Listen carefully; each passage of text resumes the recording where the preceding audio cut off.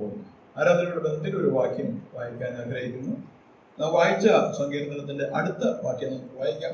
വരുവേൻ നാം വണങ്ങി നമസ്കരിക്കാം, നമ്മെ നിർമ്മിച്ച എപ്പോഴും മുട്ടുവെച്ചു. അവൻ നമ്മുടെ ദൈവമാണ്, നാമോ അവൻ മേയിക്കുന്ന ജനവും അവന്റെ കയ്യിലിരിക്കുന്ന ആളുകളും. ഇതാണ് നമ്മെ ഇവിടെ കൂട്ടിക്കൊണ്ടുവന്നിരിക്കുന്നതിന്റെ ഉദ്ദേശം. കർത്തൃസ്വത്തിന്റെ പ്രഭാതത്തിൽ നാം വിവിധ ഭവനങ്ങളിലായിരിക്കുമ്പോഴും കടന്നു വരാനുള്ള നമുക്കുള്ള പ്രേരണ, വരുവിൻ നാം വണങ്ങി അവനെ നമസ്കരിക്കും, നമ്മെ നിർമ്മിച്ച ദൈവത്തിന് മുമ്പിൽ. തുടർന്ന് നാം 99-ാം സങ്കീർത്തനത്തിലേക്ക് വരുമ്പോൾ അവിടെ നാം വായിക്കുന്നു, യഹോവ വാഴുന്നു. ഈ യഹോവയാണ് നാം ആരാധിക്കാനായിട്ട് കടന്നു വന്നിരിക്കുന്നത്. നമ്മെ പ്രേരിപ്പിക്കുന്ന ഘടകം ഇതാണ്, യഹോവ വാഴുന്നു, ജാതികൾ വിറയ്ക്കട്ടെ. അതിന്റെ 3-ാം വാക്യത്തിൽ നാം വായിക്കുന്നത് ഇങ്ങനെയാണ്, അവൻ പരിശുദ്ധൻ.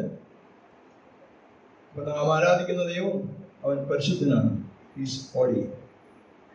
ദൈവം പരിശുദ്ധനായ ദൈവത്തെ, ഉന്നതങ്ങളിൽ വസിക്കുന്നവനായ ദൈവത്തെയാണ് നാം ആരാധിക്കാനായിട്ട് കടന്നു വരുന്നത്.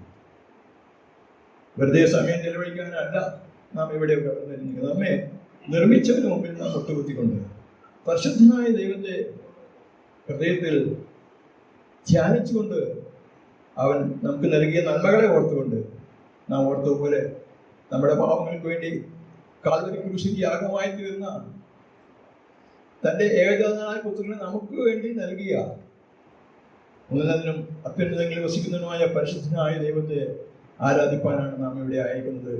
നമുക്കത് ഓർക്കാം. 3-ാം വാക്യത്തിൽ നാം വായിക്കുന്നത്, അവൻ പരിശുദ്ധൻ എന്നിങ്ങനെ അവൻ നിന്റെ മഹത്വവും ഭയങ്കരമായ നാമത്തെ സ്തുതിക്കട്ടെ.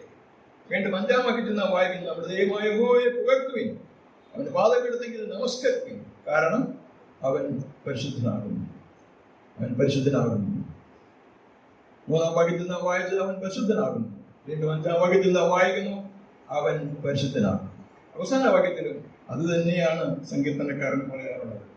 നമ്മുടെ ദൈവമായ യഹോവയെ പുകഴ്ത്തുവിൻ, അവന്റെ വിശുദ്ധ പർവ്വതത്തിൽ നമസ്കരിക്കും, നമ്മുടെ ദൈവമായ യഹോവ പരിശുദ്ധനാകും.